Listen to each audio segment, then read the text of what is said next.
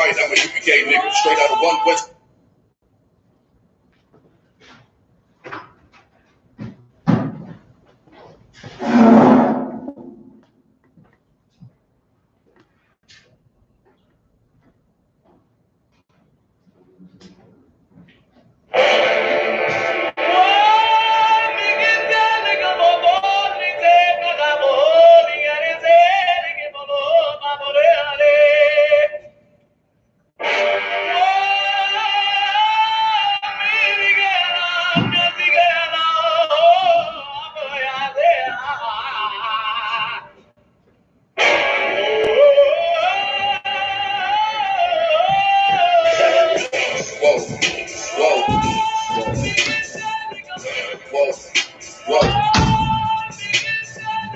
Getting right, I'm a UPK nigga, straight out of 1 West, living test, be the best to the niggas who's living, trying to contend with the stress, going through the test, no access, country repressed, slaves, niggas is dying off in ways, living in dirt, I was some brave, niggas crosswalking with a white chalk over the bodies of roads that you made, Americans killing us, saying they fearing us, put the drugs in the hood, now my niggas delirious, put a gun in my face, all because of my race, click, boom, flash, some skills and murder my ass, like a cheat to the slaughter, I'm beating harder and harder, baptized with these words, never dipping in water, so now we pray to the Father, give strength to the Father that's looking for the marauder, fucking taking my dogs, nigga, it's wartime. Lights up, nigga, showtime. Got the green light on that ass, yeah, joke time. You can boot up, shut up, but get your ass up. So we ain't got time to be playing this all fucked up America.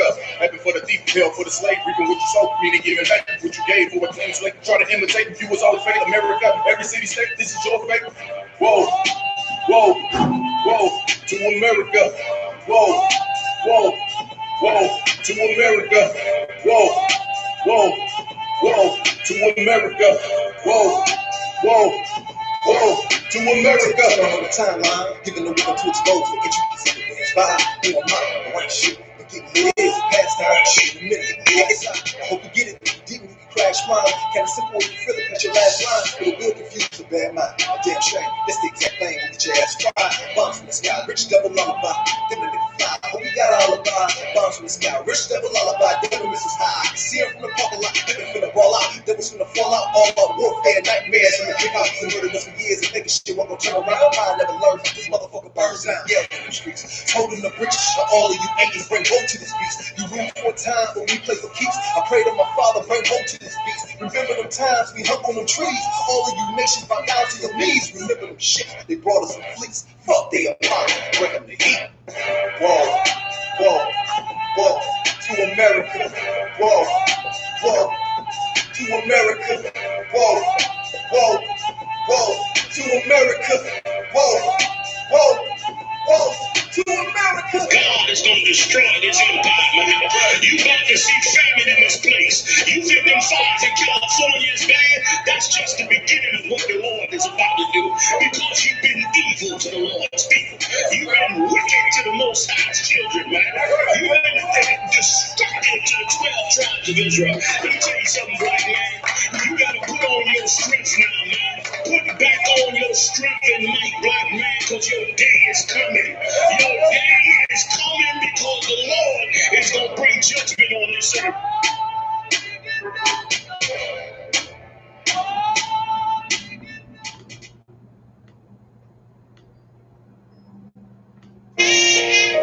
All jokes aside, you know how niggas be like,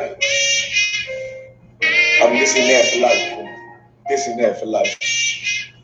I'm on this for life, nigga. This is blood. Hey, yo, Madara. He go class for you, my nigga. 144 the rubber. The world turned its back open. I'm a criminal. We got soldiers. He got soldiers. But I got different ones. They hell way out. I tell you what. Don't pray for nothing. I'm sitting curses. We can't forgive us for it. Remain in the trenches.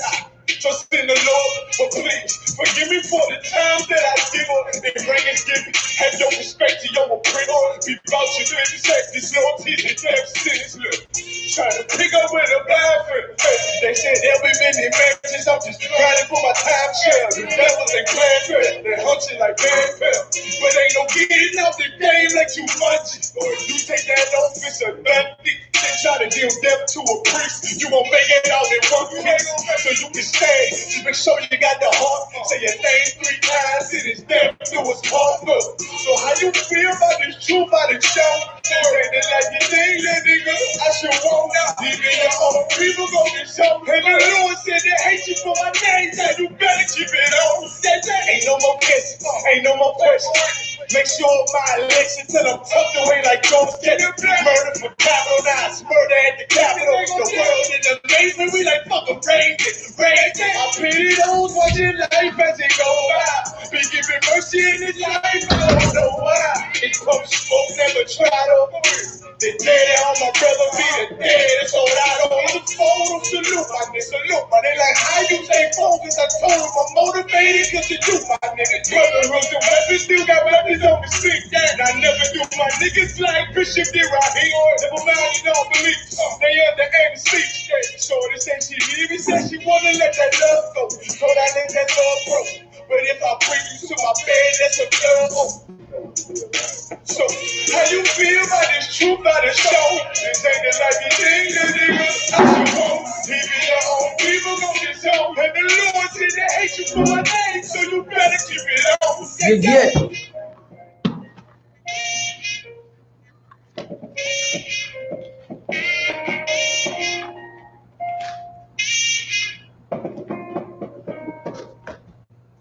All right, clap it up, clap it up.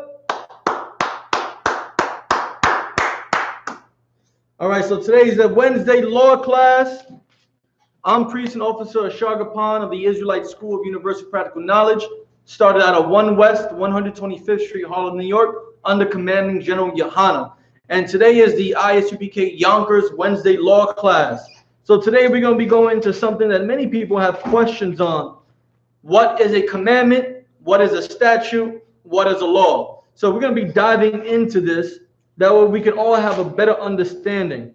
So I need for all of you guys to open up your notebooks, your notepads, your laptops, whatever it is that you're taking notes on, and open up your Bibles as well, all right? So recently in class, this question was asked to General Muhammad. What is a commandment? What is a statute? What is a law? You know, we may go on Merriam-Webster's dictionary or dictionary.com and find different definitions that may be similar, but here is the main difference, right? A commandment is given directly from God.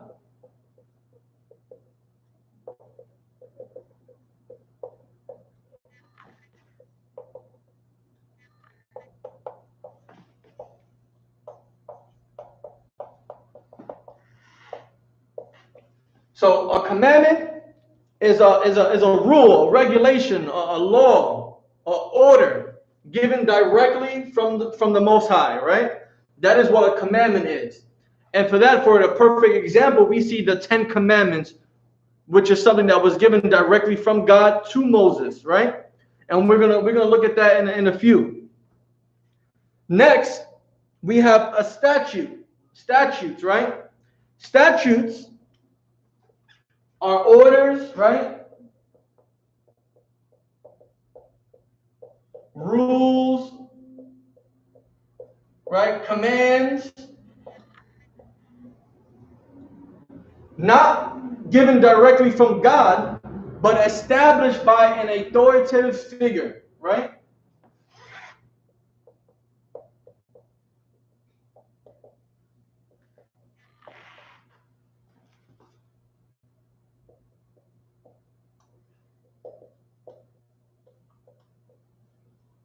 It's created by those who have the ability to rule. It's created by those who are in charge.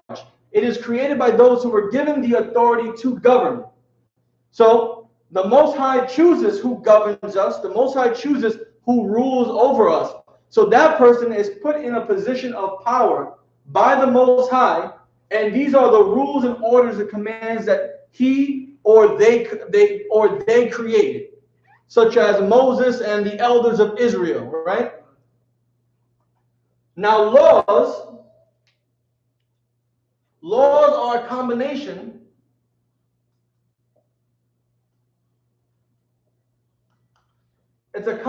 of commandments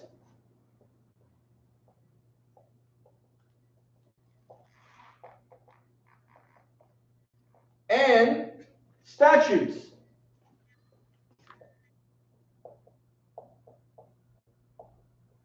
But whoever's watching right now, what is the difference with a law? It is the combination of commandments and statutes, but what's the but? What's added to what a law is that makes it different from a commandment or a statute? Anyone on YouTube or anyone on Facebook watching, please put your answer down in the chat below, all right? I'll give you guys a few moments to get it.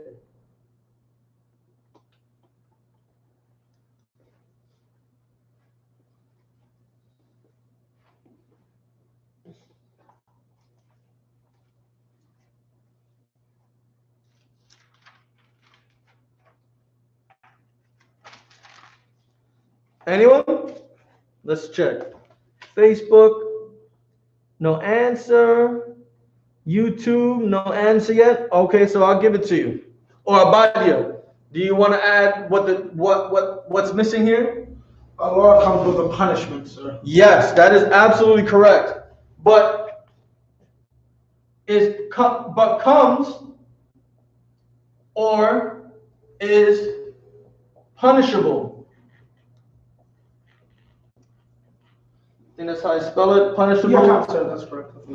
Right? So laws carry a punishment. If you break a law, there's a punishment that follows. They're synonymous with each other, right?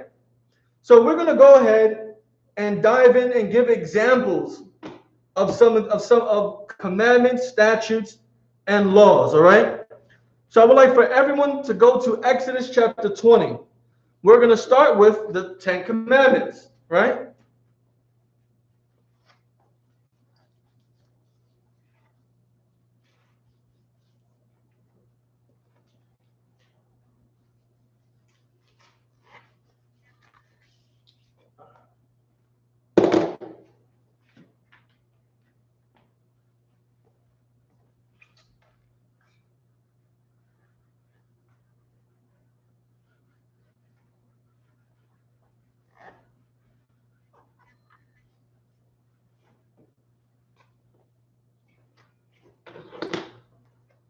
Right, so we have the 10 Commandments in Exodus chapter 20. I believe we're going to start in verse 3.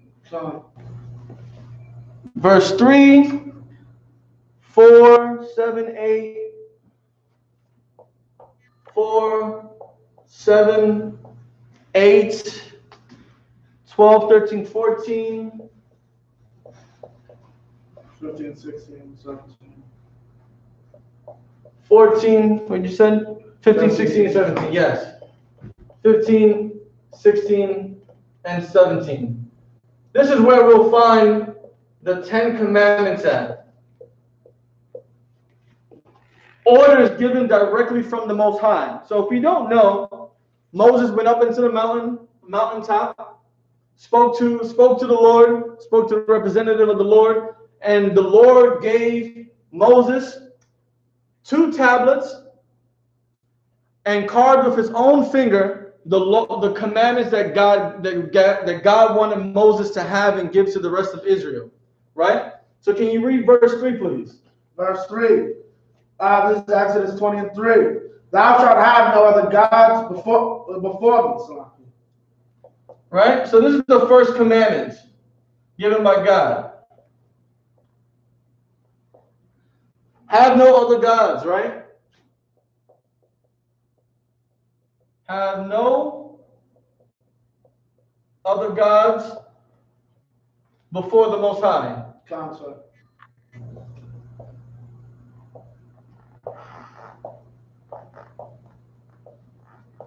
I'm taking it a step further. There should not be any other gods for you to even think about to put before the Most High. Because this might leave room for people to say, okay, well, we're gonna worship the Most High God, but let's also worship the rabbit's foot too, but underneath God, because it gives us love. Let's also worship Mother Earth, Because God created the earth, and the earth we live on known. There is no other God but God. Right? Go to verse 4. For thou shalt not make unto thee any graven image, or any likeness of anything that is in heaven above, or that is in the earth beneath, or that is in the water under the earth. No graven image or idols. We're not supposed to create an image to worship. We're not supposed to create or have idols to worship. Right?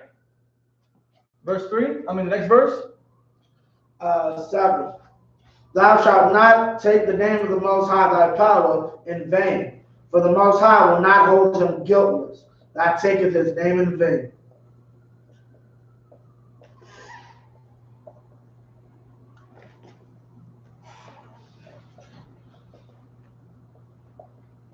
Right? Don't take the Lord's name in vain. Don't swear on the Lord when you're lying.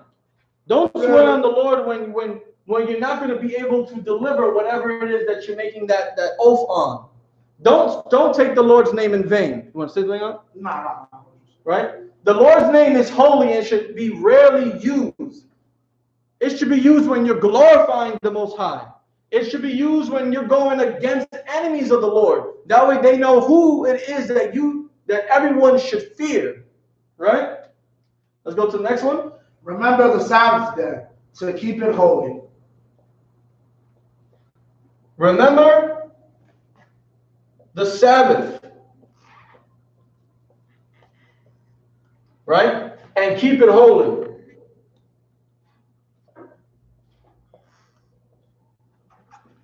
Right? Honor the Sabbath. God created the Sabbath for men to have rest.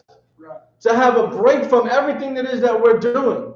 Right? Keep it holy. Keep it separate from all the other days of the year. For all the other holidays that your job wants to give you a time and a half pay or give you the day off for. Those days are nothing in comparison to the Sabbath.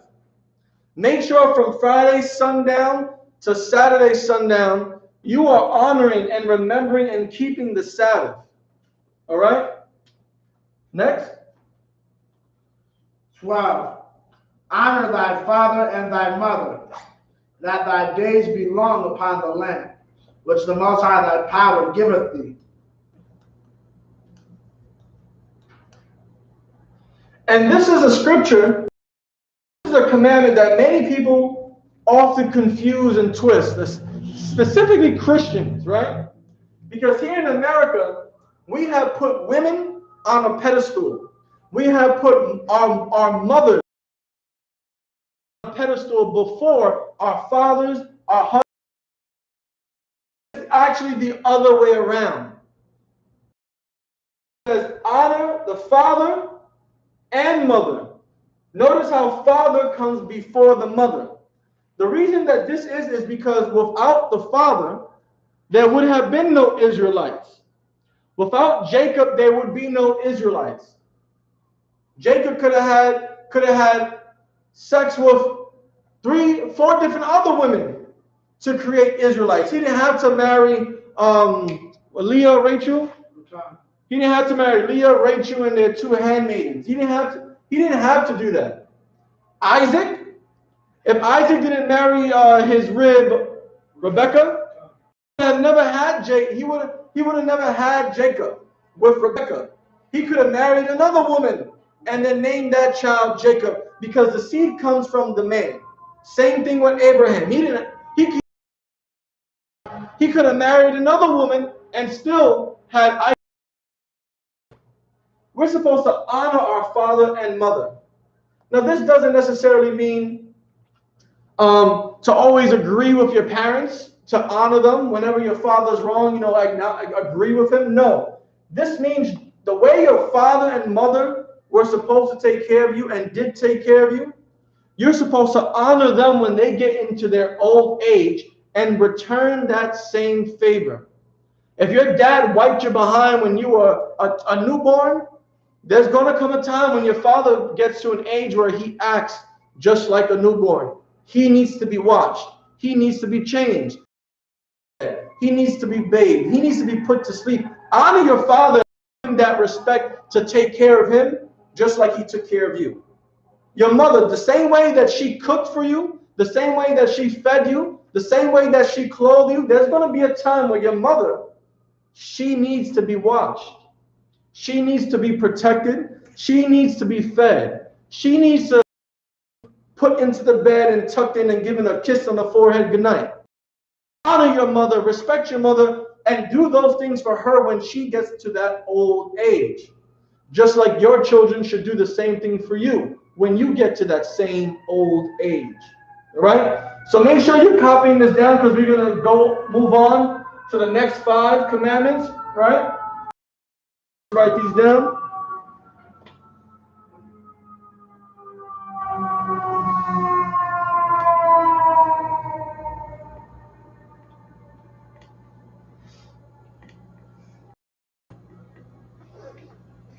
It's looking kind of blurry on the YouTube. Is it? Yeah. Well, yeah, that's Facebook. It's looking good here, but On your side? on my end. You want me to see on my end? Looking better. Now it's over.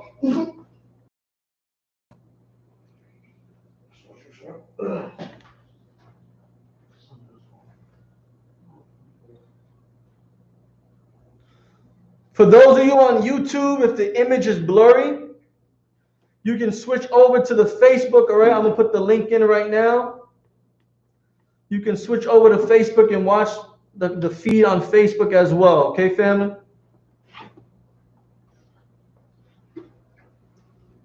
All right, let's get rid of this. All right, so we're moving on.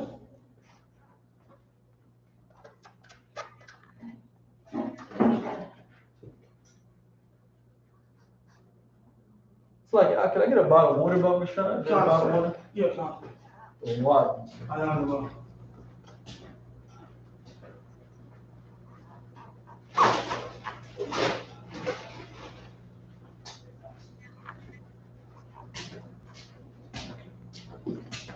Most High Christ. Come on.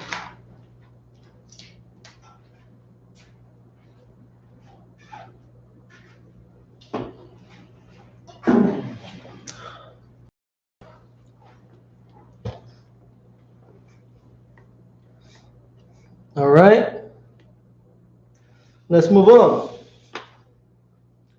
So the 6th commandment,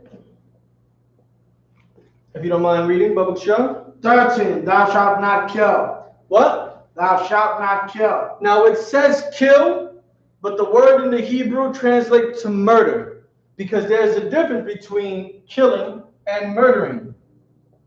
Right? Do not murder.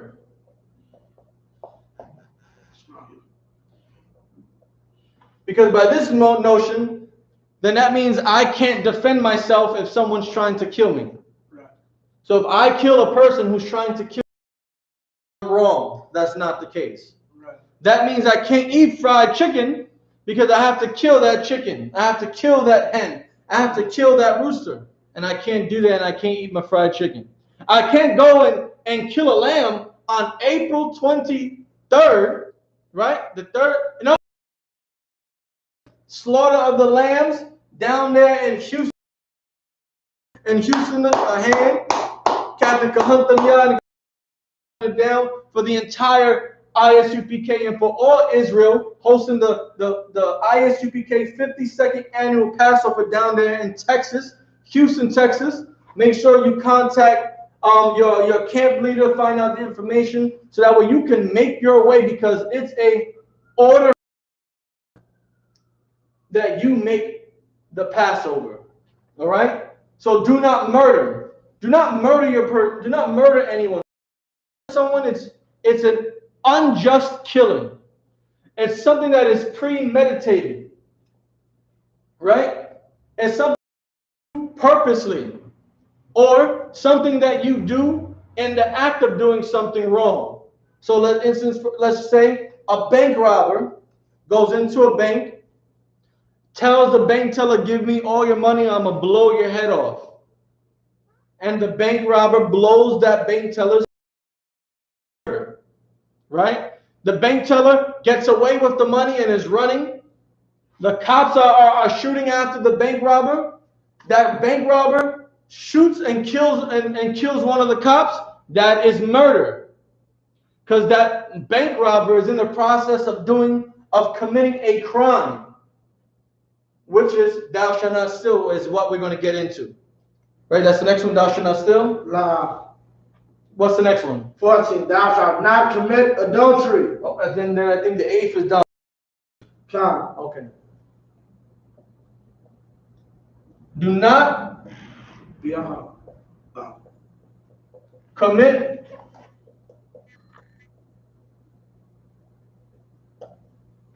see. Yeah. Oh yeah, no D.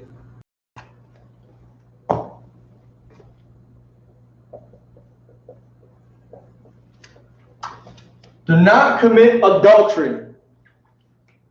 We're not talking about adultery in a spiritual sense. We're not talking about adultery in a faith or worship sense, even though that can be considered adultery as well. Cheating or going or sleeping with a different god than the Most High. Here we're talking about physical adultery.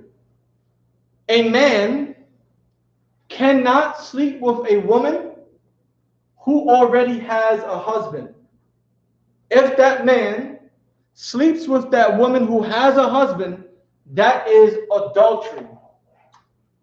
If a woman who already has a husband sleeps with another man who is not her husband, that is adultery. Thou shalt not commit adultery. A man should not sleep with another man's woman, and a woman should not sleep with her husband. All right? Next. Thou shalt not steal. Right? Do not steal.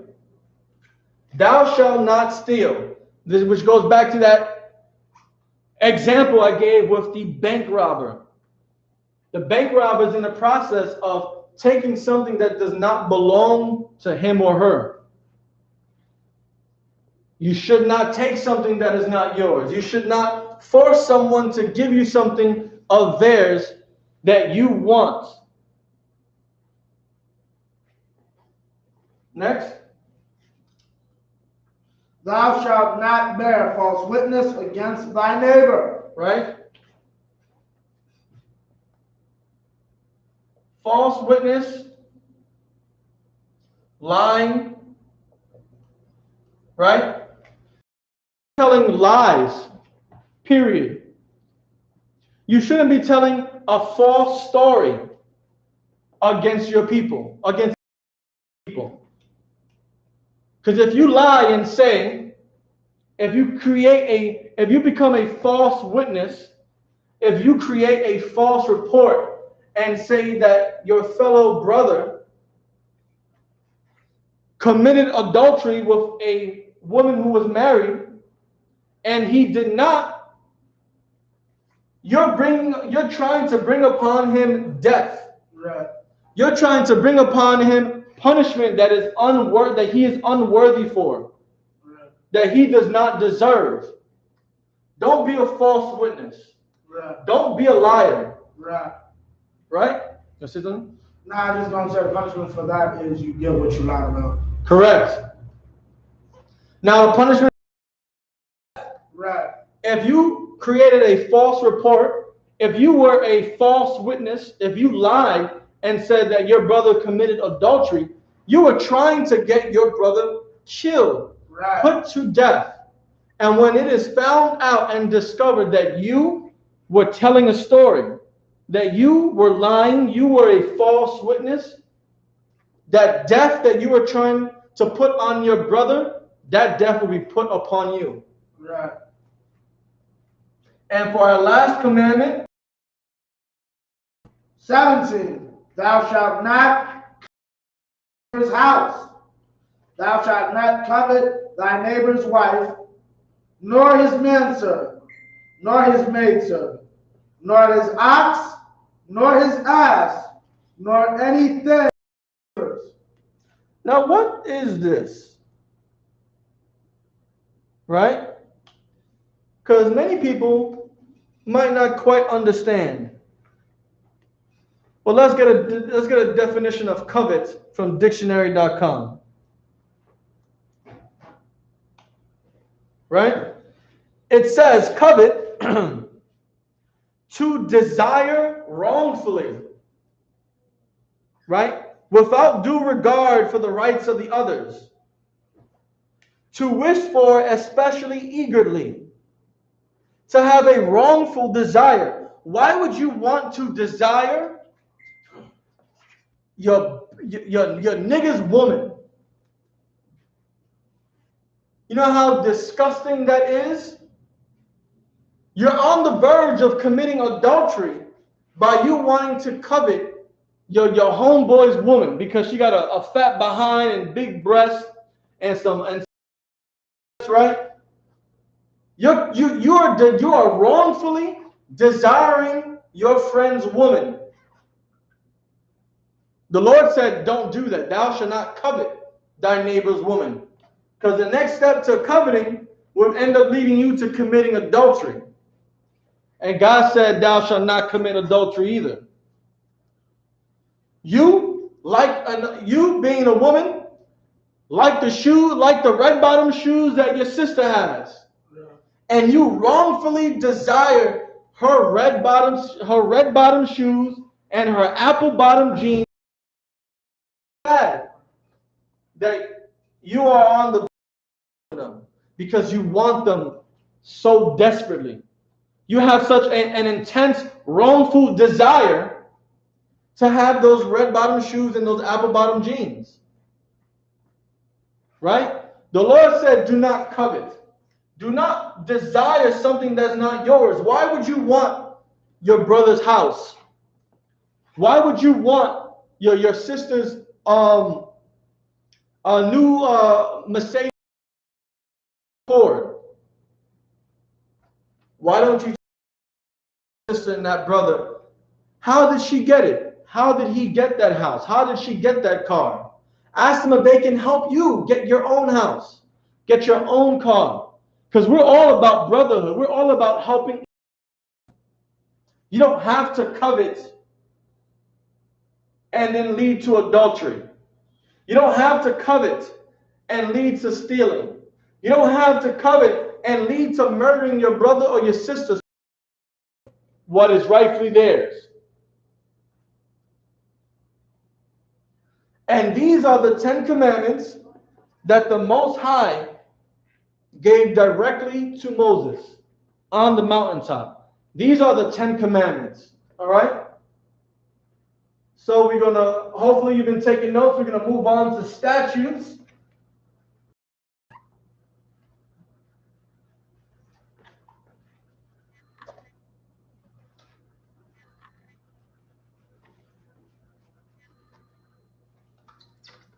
Wait, that's the power of numbers. The power Right, magic. Okay, right? Right? 3, 4, 7, 8, 12, 13, 14, 15, 16, 17. Play those numbers. Right. That's how you know U.P.K got the truth. Right? And then make sure you pay your tithes. Yeah, got it. And come to the Passover.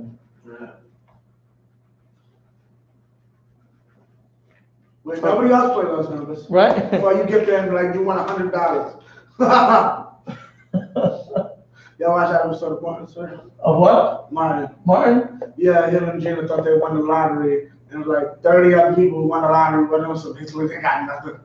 It sounds very familiar. Yeah, John.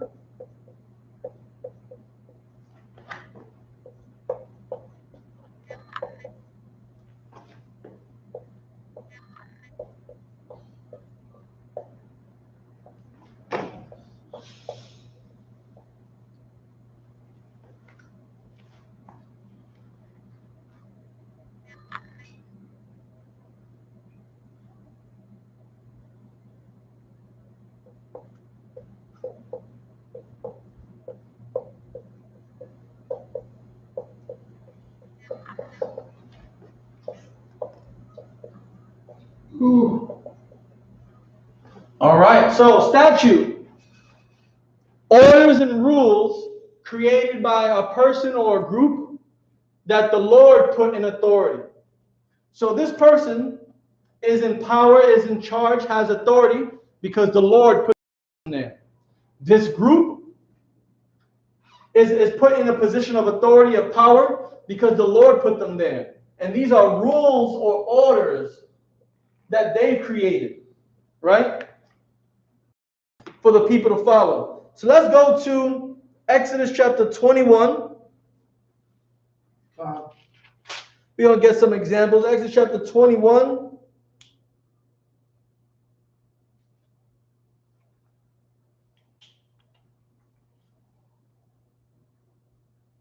And we're going to start at verse 2, right? So these are examples. Exodus 21, verses 2 through 6, right? Go ahead, read that. Time.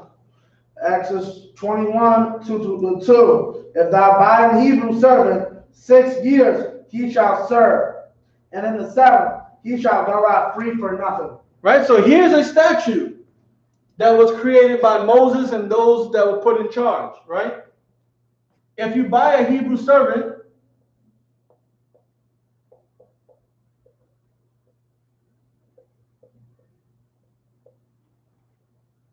right, that servant will work 6 years as your servant. Read the end of that. And in the 7th he shall go out free for nothing. And on the 7th year he shall be free. He doesn't have to pay for his freedom. You know, he doesn't have to do anything special for his freedom. He worked those 6 years as your servant. You bought him. He loaned his service out to you. On that 7th year, you should be letting that Hebrew servant go free. That he or she is a free man. Let's keep going. 3. If he came himself, he shall go out by himself. If he were married, then his wife shall go out with him. So if this servant became a servant and was single, he shall leave his servitude single, right? If he's single, then he leaves single.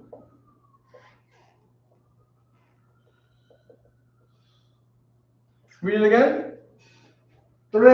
If he came in by himself, he shall go out by himself. If he were married, then his wife shall go out with him. The servant, he was married, then he would leave with his wife on that 7th year.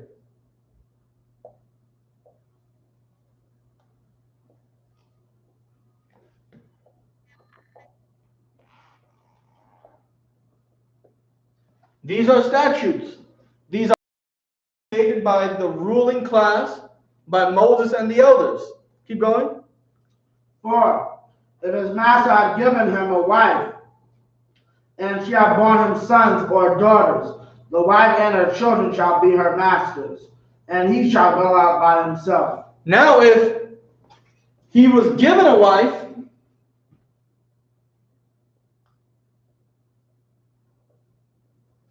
if given a wife by his master and has children,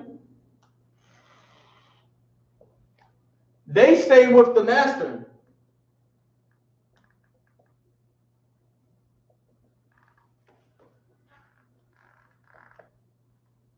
While the man goes out free. Keep going. 5. And if the servant shall plainly say, I love my master, my wife, and my children. I will not go out free. Now, if that servant says, you know what, on my 7th year, I love the man that I love the man that I serve. I love working on his sheep farm. I love working in his grape orchard. He has treated me with the most respect. He has always taken care of me. He's always treated me fairly. I love the woman that he gave to me to become my wife. I love the children that we've had together. I don't want to be free. I want to stay here and serve my master, serve my Lord for the rest of my life. Right? Verse 6. 6. Then his master shall bring him unto the judges. Then his master shall bring him before the judges, before the elders, before Moses. Keep going. He shall also bring him to the door, or unto the doorpost. And he shall bring him to the doorpost of his house, to the doorpost of where the judges are. Keep going. And his master shall bore his ear through with an awl, and he shall serve him forever. I believe that's an earring. Like a kind of like an earring, right? Kind. So what he would do as witness, as a testament that this servant is forever dedicating his life to serve his master, he would basically get a piercing in his ear as a signification that he belongs, that he works, that he belongs, that he has given his loyalty to work for a particular person. Right. That's a rule, that's a law. That's an order. That's something that was created by the ruling person, by the ruling class, that everyone was supposed to obey and follow. And this man has a choice. He has a choice to stay with his master and be with his wife and children, or leave his master and leave his wife and children behind. He has a choice to stay serving his master on the 7th year, or to go out free and live his life. Right? Let's go to Numbers chapter 27. Right, this is just examples. You can find all these examples of statutes all over the Bible. We're going to the book of Numbers, chapter 27, start at verse 8. Got it. These are statutes. They weren't given by the Most High, but they were created and given to the people by those put in charge. This is Numbers. Hold on. Numbers 27 and 8. Numbers chapter 27, verses 8 through 11. Let me get there first. Hold on one second up.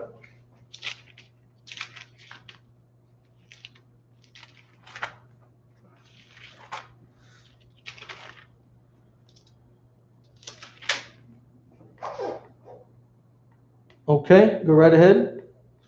27 and 8. And thou shalt speak unto the children of Israel, saying, if a man die and have no son, then ye shall cause his inheritance to pass unto his daughter. Say that one more time. It causes inheritance to pass to his daughter, unto his daughter.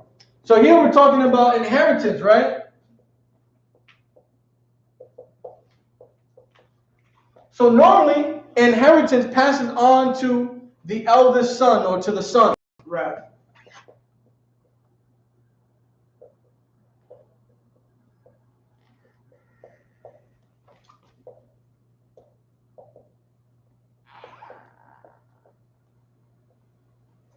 However, here it's talking about what if there is no sons?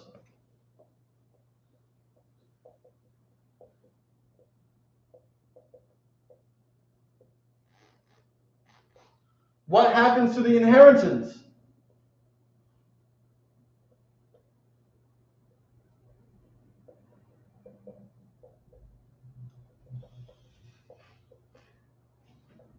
Read it from the top, verse 8. Verse 8, and thou shalt speak unto the children of Israel, saying, if a man die and have no son, then ye shall cause his inheritance to pass unto his daughter.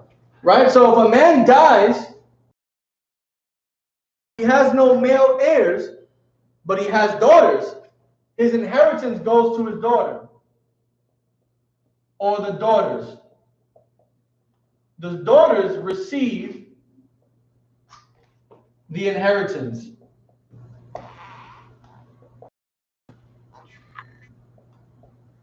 Right? Next verse. Come. Now, and if he have no daughter, then he shall give his inheritance unto his brethren. Say that one more time. And if he have no daughter, then he shall give his inheritance unto his brethren. If he has no daughters, no, then the inheritance goes to his brothers.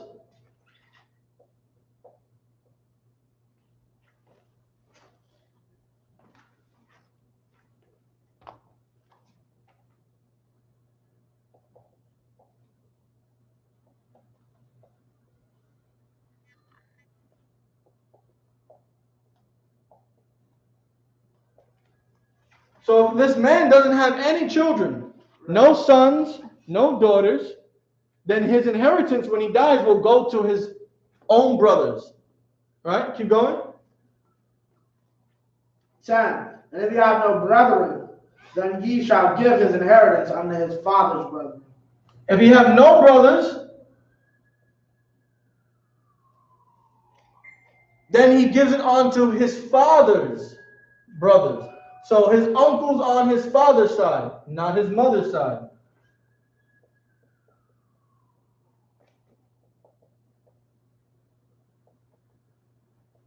Right. Salakia, if I may just say. Hold on 1 second. So if his father has brothers, then when this man dies, he gives all his inheritance to the uncles on his father's side. You want to say something, brother? No, I just wanted to say wives should never inherit. Yeah, I don't think wives ever have inherited anything. Salakia, wife, like in Israel, not at all. They don't inherit anything. The best they can hope for is that you have a son. Well, I think in the case of like your widow can keep your stuff until she dies, but if you were to get remarried, you're done. Yeah. The best thing you can hope for is that you're a daughter, and your father has no sons. Right. It's like what's called like I was watching, not to laugh, but I'm saying like yeah, that's just how everything played out and worked. Kind of like I was watching like last night. They were talking about something that they call now minimum. Basically, women are mad about the fact that, holy crap, since women are top earners now, a man, your husband can drag you in the court and say, no, she earns substantially more than me, so she owes me out. Absolutely. Pay this man $10,000 a month, Yep. CEO. And they're mad now because that's equality. Yeah, equality. But in our system, now equal rights, Right. Now, after thinking about it, a wife does inherit something. Since she has had children, right? She inherits them taking care of her when she gets older. Right. That goes back to one of the commandments of the Most High, to honor thy father and thy mother. Right. If your mother, is on her own, and her husband is dead, your father is dead, it is your duty, your responsibility to care for your mother. Right? Even not even your mother, just other ribs also something to be under your responsibility. If they don't have their own, because if you have a father, and your father had a few ribs that they need to give children to, that's still your responsibility. Correct. All right, let's go on. I believe the last verse, verse 11. Verse 11. And brethren, then ye shall give his inheritance unto his kinsman that is next to him of his family, and he shall possess it. If no uncles, right? Then the inheritance goes to the tribe your father comes from, the tribe you come from.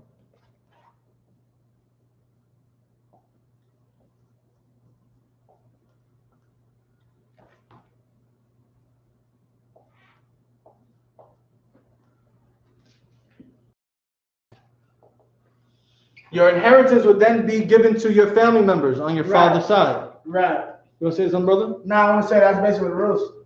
Not to, he'll get a wife, get possession, but still. Yeah, that's rules. Like a husband died, there was no brother, cousin. Yeah. She had to look for a third cousin, basically. So this is talking about inheritance right here. These are statutes, these are rules put in place to decide and dictate everything revolving around inheritance, on who gets what when the father passes away. If the father does not have an eldest son, who the inheritance would go to, right? And he can give it to his other sons. If the father does not have any sons at all, his inheritance can be given to his daughters. If that man has no children and he dies, Right.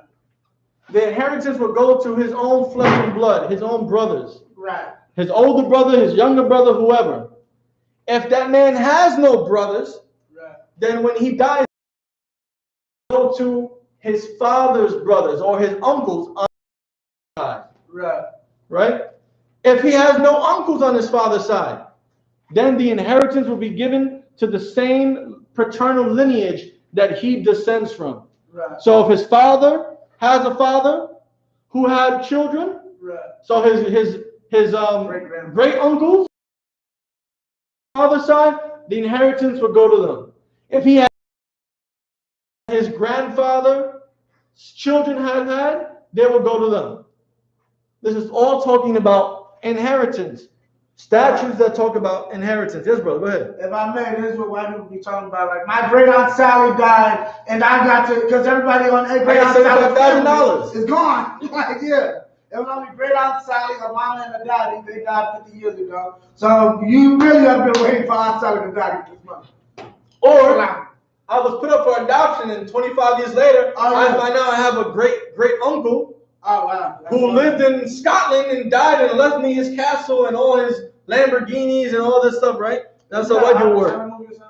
It sounds, yeah, I got that example from some type of white movie. Yeah, John. Big Daddy or something like that. Something like that, you know? That's how it works. Mr. Biggs or Mr. Deeds? Mr. Deeds, yeah, yes. John. Hawaiian punch. Nice. All right, let's keep going. Let's go to Leviticus 11. Chapter 11. We're going to get some more statutes to give you an example and help crystallize the understanding of what a commandment is, how it's different from a statute, right, what a statute is, and how it's also different from a law.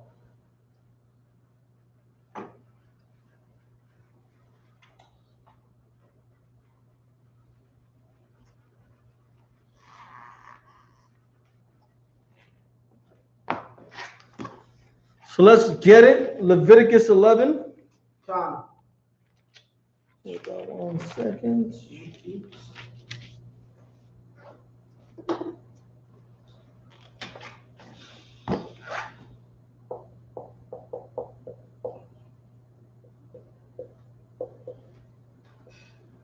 Now, Leviticus chapter 11 is talking about the dietary laws, the rules that were put in place, set in place by Moses and the elders of Israel, tell and dictate what you can and cannot eat. Right. Let's get some of it. So you can start at verse 1. Verse 1, and the Most High spake unto Moses and to Aaron, saying unto them to speak unto the children of Israel, saying, these are the beasts which ye shall all the beasts that are on the earth. So Aaron and Moses are going to deliver a message to the rest of Israel and tell them what they can't eat. Right? Keep going.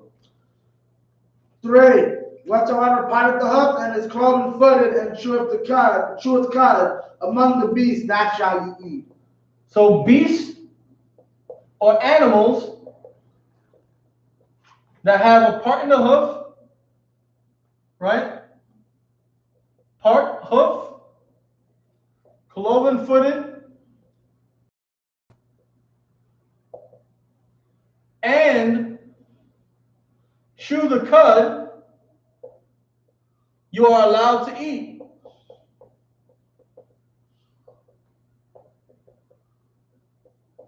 No exceptions. If the animal doesn't have a cloven foot and doesn't have a part in their hoof and does not chew the cud, you cannot eat it. Right. So here's an example of like a deer or a cow, right? Their hoof, right? Hold on, that's a bad example. Right, for example,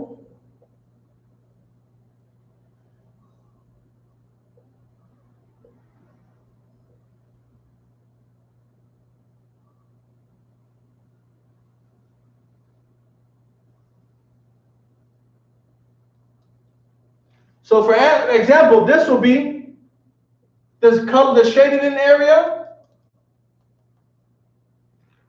right? Will be an animal who is cloven-footed, right? Because it has a part right here down the middle of his hooves, right? It's cloven-footed because he has 4 sections where the I want to say the bone or the hard part of his foot is separated from each other. This is my bad demonstration or depiction of an animal who has a part in the hoof and is cloven-footed, right? When you get a chance, go look up the cows, deer's foot. You're getting a better understanding of what I'm trying to display to you. They try to unculture, still attached to the deer because you might get something delicious. You Google that. Right? So look up what a cow's foot or deer's foot looks like, and you'll get an example of an animal that has a part in their hoof and is cloven-footed. And they both chew the cud. They both take time chewing on that grass, on that hay, on those grains, on those oats. They put it into their stomach or into their. It digests, then comes back up into their mouth, and they chew again to further breaking down that fiber, and then swallow it back down into their stomach again, or into their second stomach, and then back into their mouth, and it repeats the process until it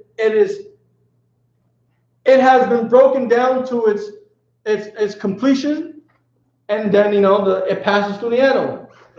Right? Keep going.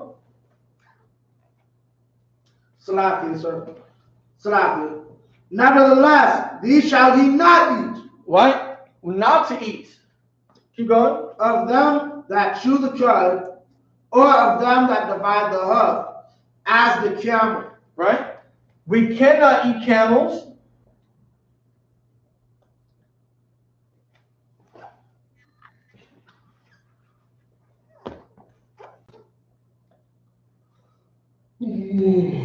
Camels you cannot eat.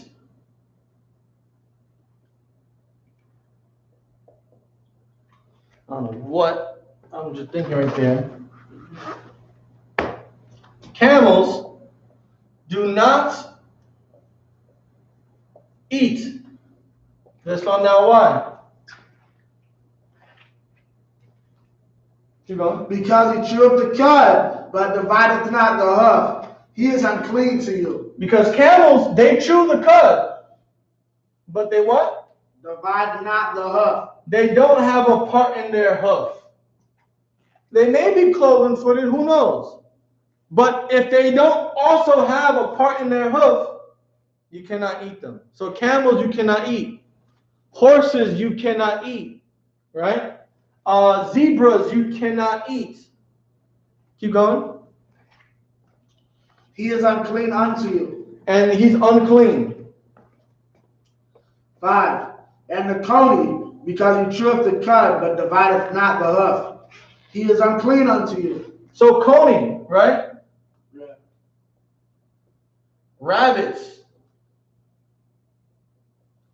Hares, right? Right. Anything in that particular family, like rats, guinea pigs, gerbils, rabbits, hamsters, they chew the cud, but they're not cloven-footed or have a part in their hoof.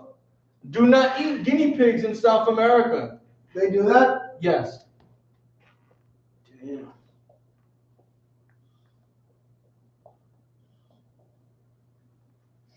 Right? Do not eat raccoons in the south of the United States. Right. You can't have raccoons. You can't do that.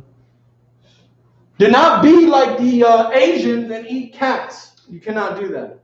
You cannot eat dogs. I eat that. Right? Keep going. God. He is unclean unto you. 6. And the hare, because he cheweth the cud, but divideth not the hoof. He is unclean. Keep going. And the swan. The what? The swan. Oh man.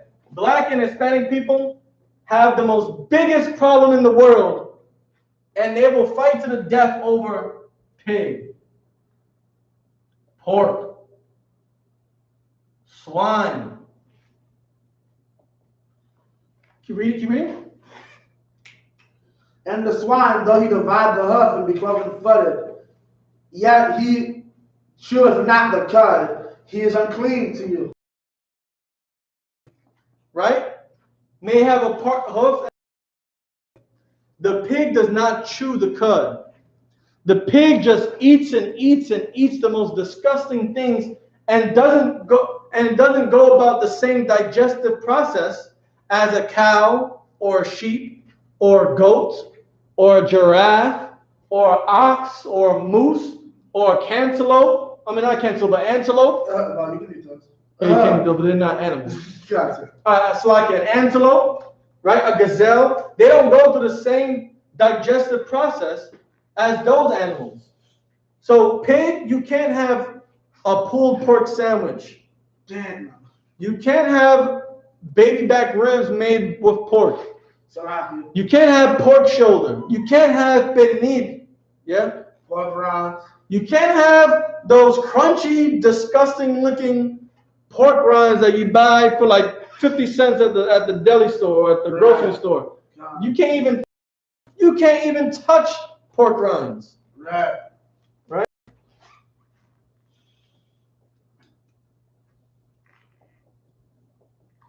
They're unclean to you.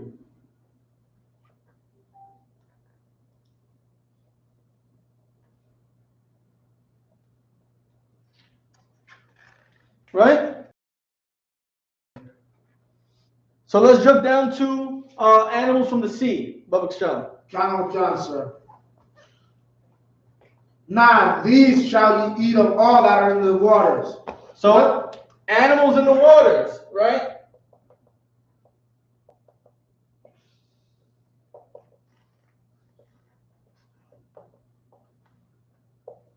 Animals in waters, whether it's a pond, a river, a lake, a puddle, an ocean, a sea, right? These are the animals that you can't eat. Keep going. Whatsoever hath fins and scales in the waters, in the seas and in the rivers, them shall ye eat. The creature that's in the water must have fins and scales. If they do, you are allowed to eat. So, salmon has fins and scales. You are allowed to eat them. You can see their scales. You can brush the scales off of them. Tuna has very microscopic scales to the point where you can't even see them with the naked eye. So for good measure, you wouldn't eat them because you couldn't tell that they have scales, right? A shark has fins but does not have scales. A dolphin has fins but does not have scales. Catfish has no scales. They have a mucus barrier around the eye, even though they have fins. However, a whiting you can eat. It has fins. It has scales. What other fish? King snapper. A snapper you can eat because it has fins and it has scales. Bass you can eat because they have fins and scales. If I'm not tilapia as well. If I'm not mistaken, flounders as well. Codfish. That shrimp that you love to eat so much from Red Lobster does not have fins, does not have scales. So the statute is you cannot eat shrimp. You cannot eat blue crabs because they have no fins, they have no scales. That you like to get boiling hot, red hot with that garlic you can dip them in, don't have scales. Right. Don't have fins like a fish. Right. You can. All right. Salaki, sir, if I may. Yeah, go ahead, brother. Did you see that pic I put on Facebook? The what? The pic I put on Facebook? The Salaki loud, brother. I think it was like a whole thing of crawfish, but the way it was done, you look at them and you think it's like a thing of roaches. Oh man. Yeah, like yeah, I'll tag you if I see it again. Which God, I was like a week or two ago, and everybody was commenting on it like, "Yo, this really look like a whole thing of like it doesn't even look like it doesn't even look like shells. It look like little roaches." Because that's basically what they are, the roaches of the sea. God, God.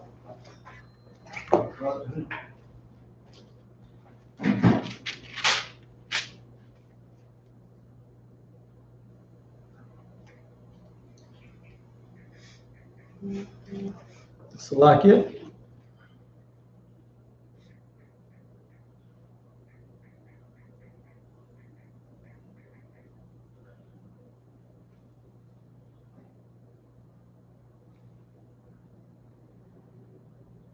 All right, so we're going to move on and just mention and go over quickly chapter 12.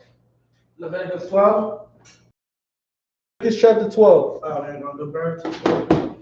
Now, these are just examples of what Yeah, God, the brothers and sisters can go to get an understanding of. Wow. So, talk about Leviticus. Let's go to Leviticus 12. Where do you want to start? Let's start at verse 1. Oh, verse 1? Yeah. And the Most High spake unto Moses, saying, Speak unto the children of Israel, saying, If a woman have conceived seed and born a man child, then she shall be unclean 7 days. According to the days of the separation, for her infirmity shall she be unclean. So here we're talking about uncleanliness. Being unclean. If a woman gives birth to a son, she's unclean for how many days? 7 days. Right? She's unclean for 7 days. Keep going. According to the days of separation, for her infirmity shall she be unclean. I'm sorry, read verse 2 again. Slaki. Verse 2. Speak unto the children of Israel, saying, If a woman have conceived and born a man child, then she shall be unclean 7 days. Right? So if that woman gives birth to a son, she's unclean for 7 days in the beginning stages. According to the days of the separation for her infirmity, shall she be unclean. Keep going. 3. Circumcised. I think that's correct. Circumcised. Yeah, On the 8th day, a son, a boy, a baby boy, on his 8th day, he needs to be circumcised. That's the statute. Right. Right? Keep going. God. She shall touch no hallowed thing. Salakia. 4. And she shall then continue in the blood of her purifying 33 days. So for 33 days more, that woman is unclean for having a male son. Yeah. So she's unclean for the first 7 days. Then an additional 33 days, she's unclean. That's a statute. That's a rule or an order that was created by a person or a group of people that were put in power by the Most High. Keep going. God. She shall touch no hallowed thing, nor come into the sanctuary, until the days of her purifying be fulfilled. And she can't come into the congregation. She can't come amongst the people. She can't come into the temple until all those days have passed. Right? Keep going. But if she bear a maid child, then she shall be unclean 2 weeks, as in her separation. But if she gives birth to a girl, she is unclean. Right?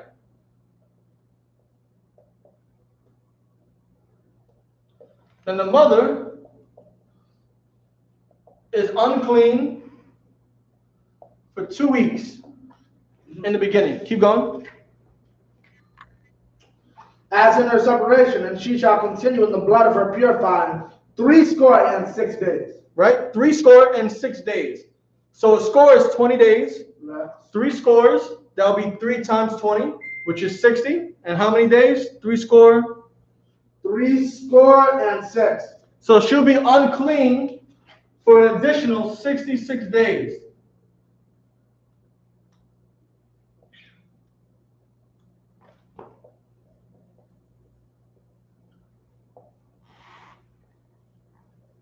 all because she has a girl. Now, these are statutes. These are rules. These are orders that were put in place by the ruling class, by the people that were given authority by the Most High God. All right? So you'll find these all over the Bible. But now let's get to the laws.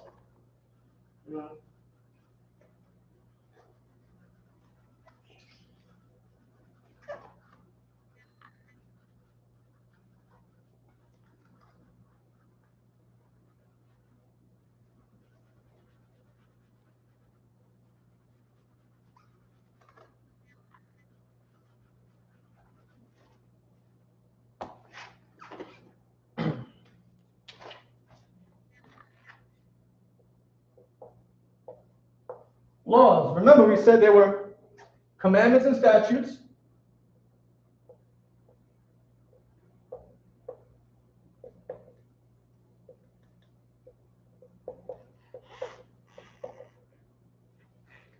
That come with a punishment.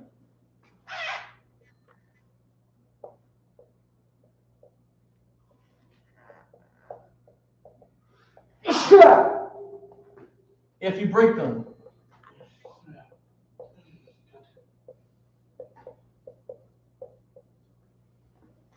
Laws are commandments and statutes,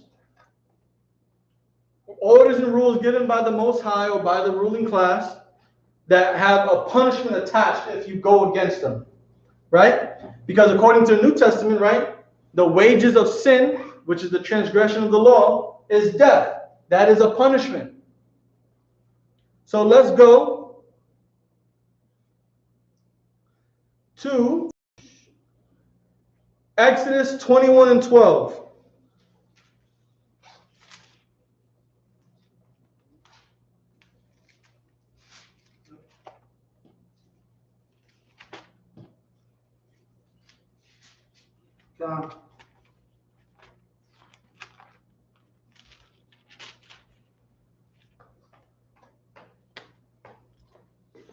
We're in Exodus 21 and verse 12. Can you read? Exodus 21 and 12. He that smiteth a man so that he die shall be surely put to death.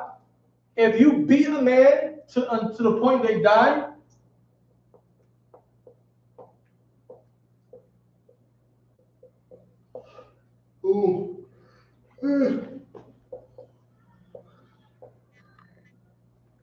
if you beat a person to death, read it again. He that smiteth a man so that he die shall be surely put to death. You will be put to death.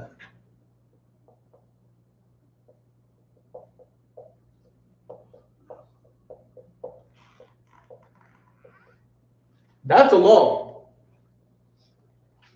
If you murder someone, the punishment is that you will be put to death.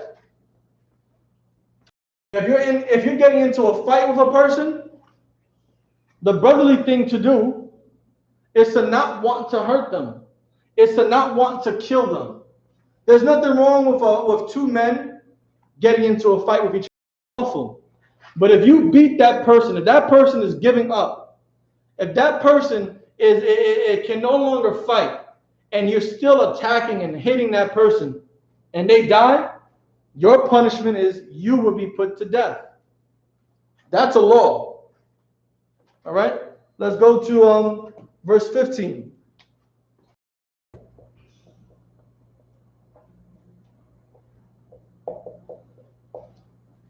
Read. 15. And he that smiteth his father or his mother shall be surely put to death. So if you were to beat and slay your parents, if you kill your, if you beat, slay, kill your parents,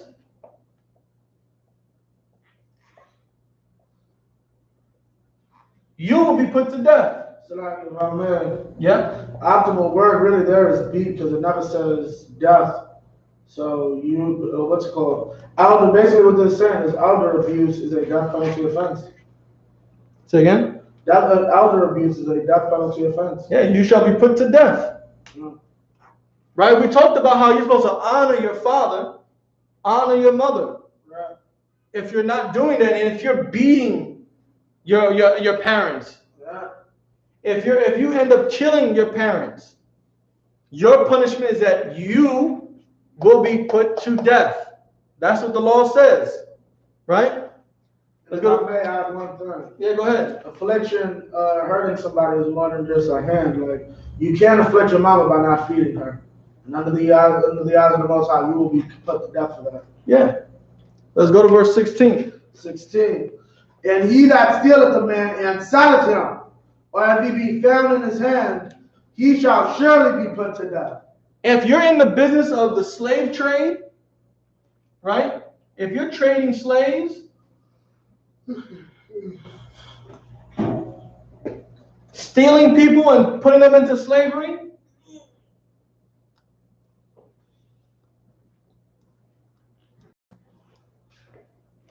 and it'll be discovered that this is what you're doing, it'll be found out that it is discovered and revealed that you are capturing people and stealing people to put them into slavery, and you're found with them in your possession, you will be put to death.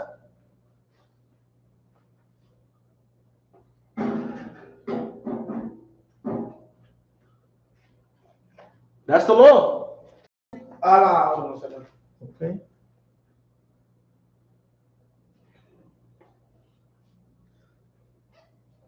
Right? Let's move on. We're going to stay in Exodus 21. We're going to go to verse 20. 20. Hold on one second.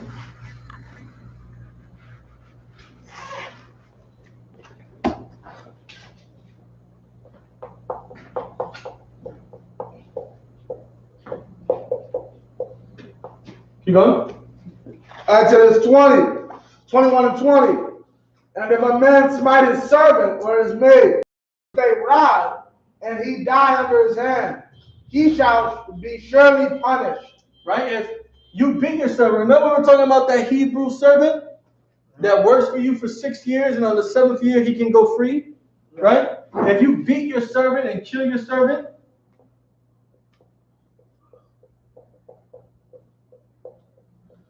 what was the punishment? He shall be surely punished. You shall be punished. Now, it doesn't say death here. So you know who would decide? The judges would decide what your punishment will be. Right. What if that man had a family? He's only working for you so that way he can have the resources to provide for his family that are not your servants. Now you just took away a father from their children. Right. You just took away a husband from a wife. You will be punished. Right. Whatever that punishment is will be determined by those who created the statutes, Right. by those who are ruling, who are put in a position of power by God. Let's go to verse 33.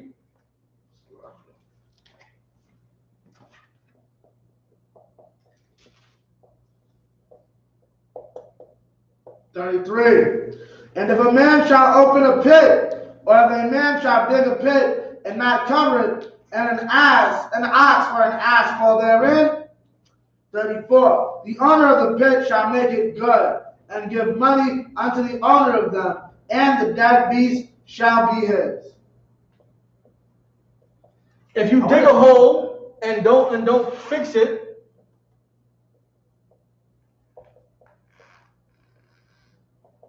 right? If you dig a hole and you don't cover it, and someone's animal falls into it,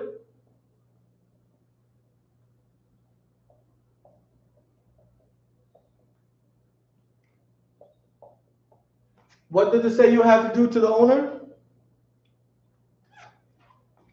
Give money unto the owner of them. You'll have, the law is, the fine is, the punishment is for you not putting the dirt back in that hole, for you not covering that hole, for you not creating a barricade around that ditch, that pit that you dug. Is you got to pay the owner of the animal for the animal. So like, if I'm in, Yeah. like so like today, if somebody gets hurt on your property, you have to pay them for that. Yeah. Because your property shouldn't have been messed up or danger to the public. Well, see, I agree with you, but if I dig a hole in my backyard and I have gates and fences around my house, well, that's, and you decide to come, I ain't pay, you know. But you're absolutely right. You're absolutely well, right. if I may, sir, like what's called, if your sidewalk is a little messed up, like you got your stairs are half broken, so you got a piece of the brick on the floor, not trip over your brick. Your brick shouldn't have been out there. Yeah, it's your property. Yeah, gone. So you gotta pay the owner of the animal. Right. If the animal, you know, an animal is extremely heavy. A cow is extremely heavy. Imagine a cow falling down a 6-foot hole. It might break it may break legs. Right. It can break bones. That animal is no longer good to that owner. You're gonna have to pay that owner what that animal is worth. Right. That's the law. That's the punishment for your irresponsibility.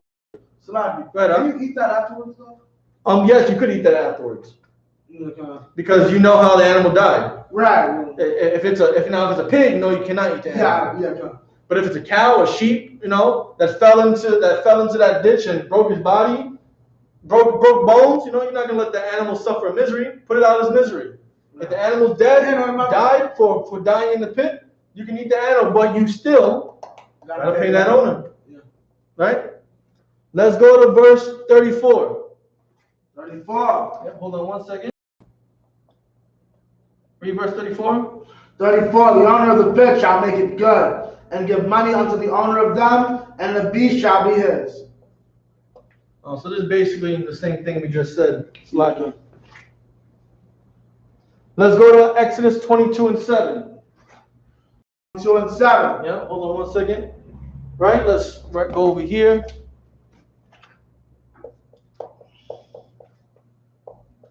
Exodus 22, verse 7. Go ahead, huh? 7. If a man shall deliver unto his neighbor money or stuff to keep, and it be stolen out of the man's house, if the thief be found, let him pay double. Right? If you had your friend hold something valuable of yours, right? Yeah. If you lend, let's say, property to be guarded, if it's stolen, the thief will pay double.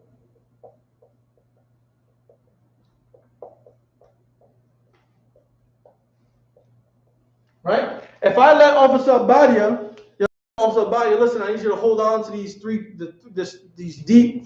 G's. 3 stacks I got, $3,000. I need you to hold on to it for me, right? Abadia agrees. He's gonna watch over it, protect it, put it away from me. If Abadia's house gets stolen, if Abadia on his way home with the money I gave to him to hold for me gets robbed, thief is found and discovered, that thief is going to have to pay double. He's going to have to give me $6,000 for the $3,000 that he stole. You know, I'm like, here, buddy, hold 2. You know, the water. I know you had to go through some things. Yeah. Not to mention whatever he's gonna have to pay me if he's Yes. Let's say He hurts you. Well, yeah, kind of. Cause say you try to break in my house and you try to do a full sweep like a B&E, you still like it's a TV and you still got $3,000. You owe me 7 times that TV and you owe you 2 times that $7,000. That $3,000. Correct. Right. That thief will have to pay back what he stole times double. Right. Let's go on to the next verse. Verse 8. 8. If the thief be not found, right, then the master of the house shall be brought unto the judges. Right? If the thief can't be found, right? If thief can't be found,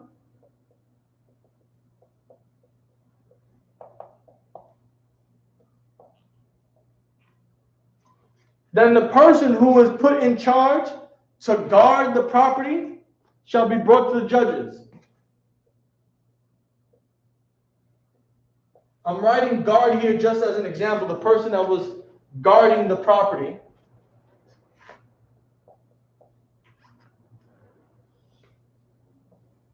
He will be brought to counsel. Keep going. To see whether he had put his hand unto his neighbor's goods. To see whether the guard actually stole it. Right. Did he steal it?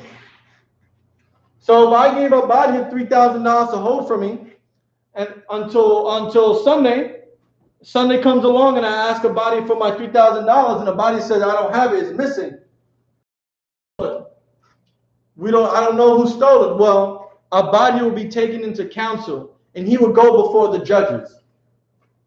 That person who was put in charge to protect and guard the property will be brought to a council in front of the elders of Israel, in front of the governing body, and it will be determined whether that person is telling the truth that it was stolen and he has no knowledge of where it went, or it'll be discovered that he really stole from his brother, and then lied about it. These are laws. These are punishments, right? Right.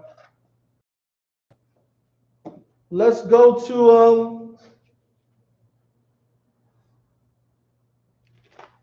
back to Leviticus. Let's go to verse chapter 20. I'm gonna get some more laws here. Right? Let's erase this.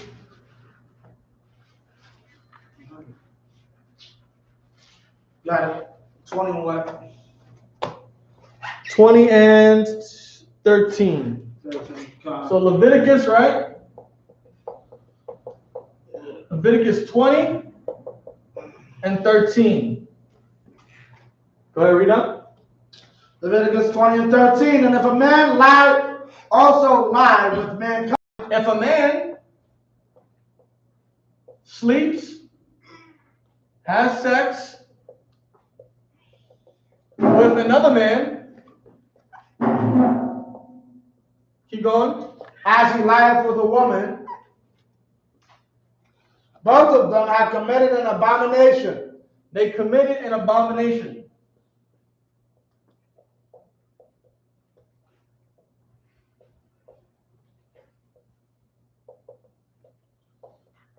A disgusting, wicked, vile act before the Lord. Keep going. They shall surely What? They shall surely be put to death. Put to death. So, 2 homosexuals will be put to death. Right. 2 lesbians will be put to death. Right. 2 transgender people will be put to death. You both identify as a transgender woman, sleeping with each other, you will be put to death. Right. You both identify as a transgender man, you shall be put to death. If a man sleeps with a little boy, right, has sex with a little boy, molests that little boy, you'll be put to death. That's a law. That punishment for you engaging in sodomy, that punishment is death. Right. Let's go to verse 14. 14. Hold on one second.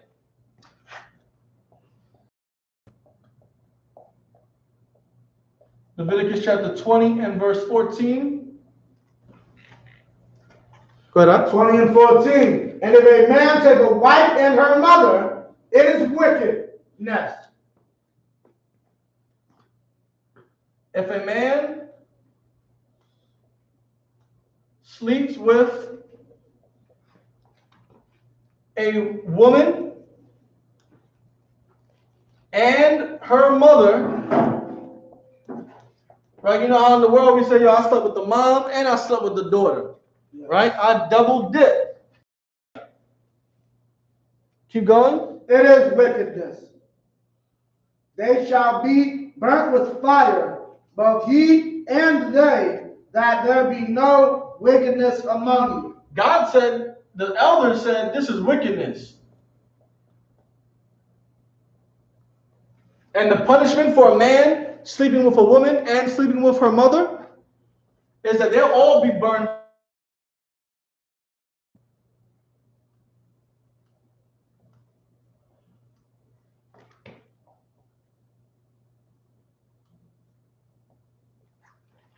That's death. That's punishment.